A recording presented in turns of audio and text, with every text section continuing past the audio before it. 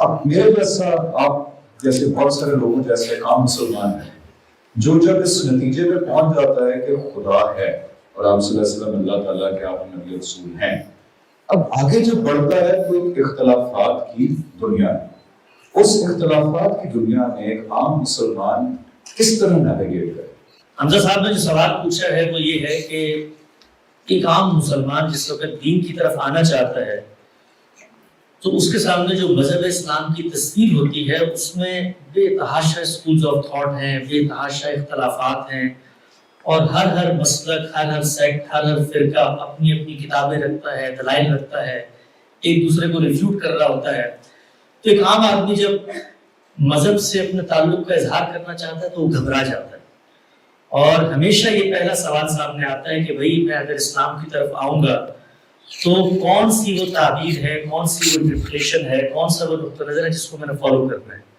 اور یہ جو مولوی حضرات کے علماء کے آپس میں اتنے سارے اختلافات ہیں، ان اختلافات کو نہ صرف یہ کہ سلجھانے کا میرے پاس کوئی وقت نہیں ہے، بلکہ سلجھانے کے لیے جو ٹولز چاہیے ہیں وہ بھی میرے پاس نہیں. اور جس کے پاس بھی جاؤ وہ ایک شخص دوسرے کے بارے میں ایک دلائل کا انبار لیے بیٹھا ہے، دوسرے کے پاس جاؤ تو پہلے کی. تو اس سب میں ایک مسلمان کیسے اپنے دین کے ساتھ، اپنے مذہب کے ساتھ ایک کانشیس ریلیشن شپ قائم کر سکتا ہے؟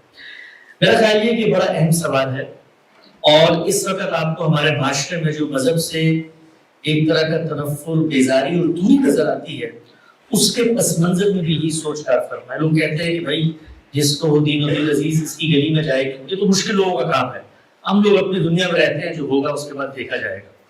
تو میں مختصر سے وقت میں سب سے پہلے کوشش کرتا ہوں کہ آپ لوگوں کو یہ بتا سکوں کہ دین کی جو ہدایت ہے وہ ہے کیا، اس میں اختلاف کس نوعیت کا ہوتا ہے، اور جب اختلاف ہو جاتا ہے تو اس کو سلجھانے کا کیا طریقہ ہے.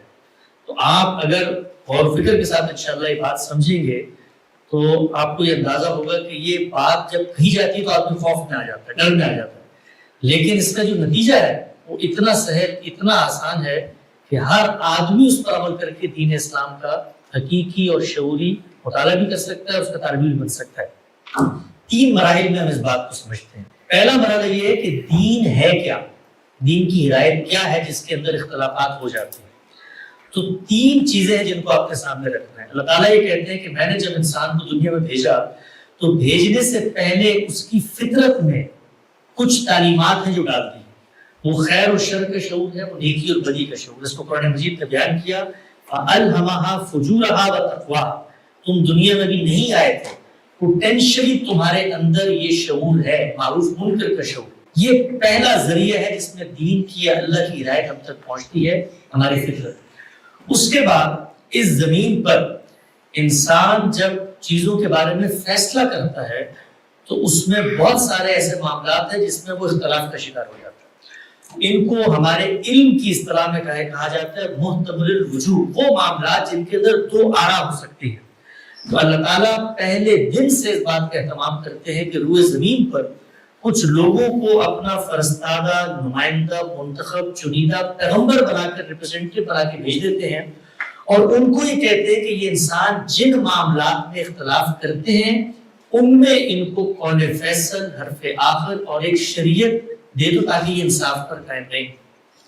اللہ تعالیٰ یہ بتاتے ہیں کہ انسان شروع سے ایک ہی تھے، پھر اس کے بعد انہوں نے اختلافات کیے، تو پھر ہم نے کیا کیا؟ فَبَعَثَ اللَّهُ النَّبِيِّينَ مُبَشِّرِينَ وَمُنذِرِينَ. ہم نے پیغمبر بھیجے، وہ لوگوں کو یاد دہانی کرواتے تھے. وہی فطری شعور جو آپ کی جبلت میں موجود ہے اسی کو ریفریش کرتے تھے، اور پھر ساتھ شریعت دیتے تھے. پیغمبر جو دین ہمیں دیتے ہیں وہ 2 صورتوں میں دیتے ہیں. تو دین کا تنہا ماخذ روئے زمین پہ پیغمبر بنتا ہے، فطرت کی ہدایت پس منظر میں موجود ہے، اور پھر پیغمبر ہمیں ایک چیز دیتا ہے، قرآن، اللہ کی کتاب، اور دوسری چیز دیتا ہے وہ عملی پریکٹسز جو قرآن میں مطلوب ہیں. ان کو پیغمبر اپنے ٹریڈیشن کے ذریعے سے آگے پہنچاتا ہے. تمام انبیاء ایک ہی دین لے کر آئے تھے. قرآن مجید نے بتا دیا ہے کہ کوئی پیغمبر نیا دین لے کر نہیں آتا، وہ اپنی بیسکس میں، اپنے ایٹریبیوٹس میں، اپنے میرٹس میں ایک ہی دین ہے. شرع لکم من الدین ما وصى به نوح والذي اوحينا اليك ما وصينا به ابراہیم وموسى وعیسى ان اقیموا الدین ولا تتفرقوا. سب ایک دین لے کر آئے ہیں. یہ 3 چیزیں ہیں جس میں دین کی ہدایت بیان ہوتی ہے: فطرت، اس کے بعد اللہ کے پیغمبروں کی دی ہوئی شریعت اور کتاب، اور تیسری ان کی عملی پریکٹسز اور سنت. یہ بات آپ نے جان لی کہ دین یہاں پر ہوتا ہے. اب ہم جانتے ہیں کہ ان میں اختلافات جب ہوتے ہیں تو اس کی نوعیت کیا ہوتی ہے. تیسری چیز سے شروع کرتے ہیں. سنت نام ہے عملی پریکٹسز کا. پوری کی پوری جنریشن، پوری کی پوری ملت، پوری کی پوری امت ان پریکٹسز پر عمل کر رہی ہے. جب افراد کی اتنی بڑی تعداد کسی چیز پر عمل درآمد کرتی ہے تو یہ نہیں ہو سکتا کہ اس کے اندر کوئی ایک شخص انحراف پیدا کرے اور سب اس کو اگنور کر دیں. آپ دیکھیے، ہم اور آپ مسجدوں میں جاتے ہیں نماز پڑھنے کے لیے. کبھی زندگی میں آپ کو اس چیز کا تجربہ ہوا کہ کوئی ظہر کی نماز کے اندر 5 رکعتیں پڑھا دے؟ اگر امام صاحب 5 رکعت پڑھانے کی جسارت کریں گے تو وہ بے عقل اور بے شعور نمازی ان کو روک دیں گے کہ یہ آپ خلاف دین کام کر رہے ہیں. کیوں؟ کیونکہ جو پریکٹس ان کو منتقل ہوئی ہے وہ پوری کی پوری جنریشن نے ان کو منتقل کی. اس میں غلطی کا امکان نہیں ہوتا. تو سنت کے اندر آپ کو اگر کوئی اختلاف نظر آتا ہے، مثلا آپ دیکھتے ہیں کہ لوگ نمازیں مختلف طریقے سے پڑھتے ہیں، تو اب ہمیں یہ سمجھنا چاہیے کہ اس اختلاف کی نوعیت کیا ہے. یہ ان معاملات میں اختلاف ہوتا ہے جن میں خود پیغمبر نے اور اللہ تعالیٰ کے دین نے لوگوں کو اختیار دیا ہے. کبھی آپ نے اس میں اختلاف سنا کہ وضو کے بغیر نماز پڑھ لی جائے گی؟ کبھی اس میں اختلاف سنا کہ نمازیں 5 نہیں ہوتی؟ کبھی اس میں اختلاف سنا کہ مثال کے طور پر آپ نمازوں کی رکعتوں کو تبدیل کریں؟ کبھی نہیں سنا. جن چیزوں میں اختلاف ہوتا ہے ان کی نوعیت کیا ہوتی ہے؟ وہ اختیارات ہوتے ہیں جو اللہ تعالیٰ نے آلریڈی آپ لوگوں کو دیے ہوئے ہیں. اب مثال کے طور پر ہاتھ کھول کے نماز پڑھنی ہے یا ہاتھ باندھ کے نماز پڑھنی ہے، یہ نماز کے لازم ارکان میں سے نہیں. اس لیے انسان کو اس میں اختلاف ہوتا ہے. تو یہ اختلاف آپ کو ایک سہولت دی ہے خدا نے. یہ خدا کی ایک رحمت ہے. انسانوں کو باٹا کا جوتا اور روبوٹ بنا کے اللہ تعالیٰ عبادت نہیں کروانا چاہتا. تو ان نوعیت کے اختلافات میں کبھی نہیں گھبرانا چاہیے. یہ اختلاف آپ کہیں دیکھیں تو اس کو اختلاف مت کہیے، آپ کہیے یہ اختیارات تھے جو لوگ استعمال کر رہے ہیں، مجھے اس پہ اطمینان ہے، میں یہ استعمال کرتا ہوں. دوسری چیز ہے کتاب قرآن مجید، اس کی انٹرپریٹیشن میں اختلاف ہو جاتے ہیں. تو قرآن کے بارے میں ہمیں یہ جاننا چاہیے کہ اس میں اختلاف کی نوعیت کیا ہے. اس میں اختلاف ہوتا ہے کسی ٹیکسٹ کو سمجھنے کا، اس لیے کہ قرآن مجید اللہ کی کتاب ہے. کتاب ایک زبان میں نازل ہوئی ہے. زبان کچھ جملوں پہ مشتمل ہے، جملوں کے اندر کچھ الفاظ آتے ہیں. تو اللہ تعالیٰ کی طرف سے تو کوئی ایمبیگوٹی نہیں ہے، لیکن یہ میری کم علمی ہے، یہ میرا قلت فہم ہے، یہ میرا قلت تدبر ہے کہ میں زبان کو سمجھتے ہوئے ان یونیورسل پرنسپلز اور پروٹوکولز کا خیال نہیں کرتا جو دنیا میں کسی بھی ٹیکسٹ کو سمجھنے کے لیے کیا جاتا ہے. مثلا آپ کسی بھی کلام کو پڑھنا چاہتے ہیں تو آپ نے سب سے پہلے لفظ کو دیکھنا ہے. لفظ کے 2 4 6 معنی بھی ہوتے ہیں. کانٹیکسٹ طے کرتا ہے، جملے کی تالیف، کمپوزیشن آف سینٹنس، یہ سب چیزیں ہیں جو آپ کو درست مدعا تک پہنچا دیتی ہیں. تو قرآن مجید کی انٹرپریٹیشن میں جو آپ کو اختلافات نظر آتے ہیں وہ اس نوعیت کے اختلاف ہوتے ہیں، اور ان اختلافات کا دائرہ اہل علم کا ہے، اکیڈمکس کا ہے. آپ کو جب کبھی قرآن مجید کی کوئی آیت پڑھتے ہوئے اختلاف سامنے آئے تو سب سے پہلا کام آپ نے یہ کرنا ہے کہ اپنے ذہن کو یہ تسلی دلانی ہے کہ یہ اللہ کی طرف سے پیدا کردہ کوئی اختلاف نہیں ہے، یا اس کے اندر کوئی ایسی ایمبیگوٹی، یہ انسانوں کا فہم ہے. دیکھیے بالکل ایسے ہی ہے کہ کبھی کبھی آپ کے پاس رہنمائی ہوتی ہے تب بھی آپ بھٹک جاتے ہیں. ہم اکثر جی پی ایس پہ ایڈریس ڈال کے نکلتے ہیں، وہ ہمیں بتا رہا ہوتا ہے کہ تم نے یہاں پہنچنا ہے، لیکن ہم اس کو فالو کرنے میں غلطی کھا جاتے ہیں. تو یہ اختلافات کی کیسی نوعیت ہے جو اہل علم اور یہ دنیا کی ہر فیلڈ آف نالج میں ہوتی ہے. لوگ عام طور پہ کہتے ہیں کہ جی آپ باقی چیزوں کی کیوں مثال دے رہے ہیں، یہ تو دین ہے، اس میں تو اختلاف. یہ دین ہے لیکن اس کا مخاطب انسان ہے. جس طرح فلسفے کا مخاطب بھی انسان ہے، طب کا مخاطب بھی انسان ہے. تو قرآن میں اس نوعیت کے اختلاف ہوتے ہیں. میں آپ کو پوری دیانتداری سے یہ عرض کرتا ہوں کہ اگر آپ لوگ قرآن مجید کا سادہ اردو ترجمہ پڑھیں اور شروع سے آخر تک کاغذ قلم لے کے اس نوعیت کے اختلافات کی فہرست بنائیں تو آپ کو 10 سے 12 سے زیادہ اختلافات نظر نہیں آئیں گے. یعنی 10 سے 12 ایسی کروشل آیات ہیں جن کے بارے میں آپ کو لگے گا کہ یہ تو علماء کی 2-3 انٹرپریٹیشنز ہیں. ان میں سورس اور ریفرنس کی چیزوں آپ دیکھیں گے تو پتہ چل جائے گا کہ اختلاف کی نوعیت کیا ہے. اس لیے کہ ایک آدمی کانٹیکسٹ کو پیچھے سے لے رہا ہے، اس کو اس بات سے متعلق ہی نہیں کر رہا. تو یہ قرآن کے باب میں ہوتا ہے. تیسری جو دین کی ہدایت ہمیں ملتی ہے وہ فطرت سے ہے. تو فطرت کے اندر جب کبھی اختلاف ہوتا ہے تو انسانیت کا مشترکہ حافظہ، ہیومینٹی کا مشترک ضمیر اس کو اگل کر پھینک دیتا ہے. آج آپ دیکھیے ایک بڑی آواز ہے مغرب کے اندر، وہ کہتے ہیں کہ ہومو سیکسولیٹی اہم فطری ہے، ان کو ہم سے منوانا پڑ رہا ہے اس دعوے کو۔ وہ یہ دعویٰ کرنے کی پوزیشن میں نہیں ہے کہ وہ کہیں کہ جی یہ تو عالمی مسلمہ بن چکا ہے کہ یہ کام تو مثال کے طور پہ یا جو معروفات اللہ نے آپ کی فطرت میں ڈال دیے، تو انسان کی فطرت مسک بھی ہوتی ہے، انسان فطرت کے علاؤ کو بجھا بھی دیتا ہے، لیکن انسانیت کا مشترکہ ضمیر اور استقراء ہمیں یہ بتاتا ہے کہ اس طرح کے معاملات میں اگر کہیں کوئی اختلاف انحراف ہو رہا ہے تو خود وقت کے ساتھ ساتھ انسانیت اس کو اگل کے پھینک دے گی۔ یہ ہوتے ہیں اختلاف اور نوعیت۔ آخری بات میں سوال کے جواب میں عرض کرتا ہوں، آپ میں سے جب کوئی آدمی کسی اختلاف کے بارے میں، اختلاف کو سلجھانا کیسے، علماء کی مجلس میں جاتا ہے اور ان سے یہ پوچھتا ہے کہ جی یہ مجھے اختلاف نظر آ رہا ہے اس معاملے میں، مجھے آپ سمجھائیں، تو میں 1 منٹ میں آپ کو 5 وہ ٹولز بتاتا ہوں جن کو اگر آپ اپنائیں گے تو آپ بہت آسانی سے صحیح نتیجے تک پہنچ جائیں گے۔ پہلا ٹول یہ ہے کہ قرآن مجید اور انسانی عقل انسان کو یہ بات باور کرواتی ہے کہ جب کسی ٹیکسٹ کو سمجھنا ہے تو اس کے اندر کوئی شخص لینگویج سے اوپر اٹھ کے بات نہیں کر سکتا۔ لینگویج کے کچھ یونیورسل پروٹوکولز ہیں، ہمارے استاد جناب رامدی صاحب اس کو ایک جملے میں بیان کرتے ہیں کہ زبان نطق ہے، جیسے بولی جاتی ہے، منطق نہیں ہے۔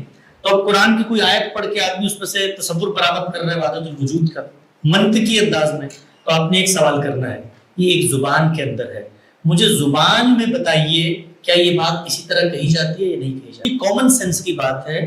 ہم مذہب کے معاملے میں جس چیز کا سب سے کم استعمال کرتے ہیں وہ کامن سینس ہے۔ مذہب ہمیں مل گیا ہے، ہم اس چیز میں کامن سینس کا استعمال نہیں کر رہے کہ مذہب کہاں ہے، مذہب مل چکا ہے، وہ موجود ہے، ٹیکسٹ میں موجود ہے، وہ اپنی ہسٹری میں موجود ہے، اپنے ٹریڈیشن میں موجود ہے، اس کو سمجھنے کا کام ہے جو ہم کامن سینس کی بنیاد پہ کریں گے۔ تو پہلا ٹول یہ ہے کہ زبان کو زبان کے طریقے پہ سمجھیں گے آپ۔ دوسرا ٹول یہ ہے کہ قرآن مجید نے ہمیں یہ بتا دیا ہے کہ جن چیزوں کو اللہ تعالیٰ نے آپ تک پہنچانا تھا اس کو بہت کلیئرٹی سے پہنچا دیا ہے، اور کچھ چیزیں ایسی ہیں جو آپ کے علم میں نہیں آ سکتی۔ انسان کے علم میں کیوں نہیں آ سکتی؟ اس لیے کہ انسان کا علم بیس کرتا ہے مثالوں پر، مطالعے پر۔ میں اگر کسی چیز کو جانتا ہوں تو اس پہ قیاس کرتا ہوں۔ اللہ تعالیٰ اپنے بارے میں کہتے ہیں لیس کمثلہ شیء، میری طرح کی تو کوئی شخصیت ہی نہیں ہے۔ تو اب جتنی بات بتا دی گئی ہے اتنی بات پر رہنا ہے، اس کو کہتے ہیں محکمات، اور اس کے مقابلے میں متشابہات۔ تو آپ اگر متشابہات کے در پہ ہو جائیں، آپ نے دیکھا ہوگا کہ ہماری امت میں پوری کی پوری اختلاف کے سلاسل ہیں جو یہ کہتے ہیں کہ تم کشف کرو، مراقبہ کرو، چلہ کرو، اس کے بعد سیر باطن ہوگی، پھر فنا فی الشیخ ہو، پھر فنا فی الرسول ہو، پھر فنا فی اللہ ہو، پھر تم سلوک کی منازل سے گزرو گے اور اللہ کا تمہیں دیدار ہو جائے گا، معاہدہ ہو جائے گا۔ قرآن مجید یہ بتاتا ہے کہ اے انسان اپنے حدود علم کو پہچان، تمہیں جتنی بات بتائی گئی ہے وہ تمہارے علم کے لحاظ سے ہے۔ ہمارے استاد کے استاد جملہ فرمایا کرتے تھے کہ علم صرف جان لینے کا نام نہیں بلکہ علم اس چیز کا بھی نام ہے کہ میں جانوں کہ کیا میں نہیں جان سکتا۔ تو انسان اپنے حدود علم میں رہے، یہ دوسری چیز ہے۔ تیسری چیز یہ ہے علم اور عقل اور کامن سینس کے جو مسلمات ہوتے ہیں وہ کبھی بھی ٹیکسٹ میں بیان نہیں ہوتے۔ آپ نے دیکھا ہوگا آج کل لوگ قرآن مجید کی انٹرپریٹیشنز کرتے ہیں اور کہتے ہیں کہ بھئی اس کے اندر تو بنی اسماعیل کا کہیں ذکر ہی نہیں ہوا، اس کے اندر جو کہا جا رہا ہے مکہ تو یہ تو پیٹرا کا شہر ہے۔ انسانیت اسٹیبلش ہسٹری کے فیکٹس کو یونیورسلی کنورٹ کر رہی ہے، اس طرح اس چیزوں کی کوئی اہمیت نہیں ہوتی۔ چوتھی چیز یہ ہے کہ اللہ کے پیغمبر اور اس کے صحابہ کی جو رپورٹنگز ہم تک پہنچیں گی وہ قرآن مجید کے 4 کارنرز میں رکھ کے سمجھی جائیں گی۔ اور پانچویں چیز یہ ہے کہ دین کے معاملے میں کسی چیز کو قرآن اور سنت کے علاوہ اگر آپ سورس کی حیثیت دیتے ہیں تو آپ گمراہی کی طرف چلے جائیں گے۔ تو میں خلاصہ کرتا ہوں اپنی بات کا، فطرت، قرآن اور سنت، اس سے دین ملتا ہے ہمیں۔ اختلاف کی نوعیت کیا ہوتی ہے یہ میں نے واضح کر دی۔ جب اختلاف ہو جاتا ہے تو اس کو سلجھانے کا بہت سادہ طریقہ ہے، قرآن مجید کا ترجمہ لیں، ایک طرف سے پڑھنا شروع کریں، آخر تک جائیں گے، چند اختلافات سامنے آئیں گے، نمائندہ اہل علم کی آراء کو پڑھیں۔ پڑھنے کے لیے 5 ٹولز ہیں، جس کی رائے ان ٹولز پر پوری اترے آپ عمل کر لیں۔ اور میں آپ کو یہ بھی بتا دوں اگر آپ غلط ہوں گے تو اللہ تعالیٰ کہتا ہے کہ لِيَبْلُوَكُمْ فِي مَا آتَاكُمْ، اس دنیا میں تمہارا امتحان تمہارے علم کی رعایت سے ہے.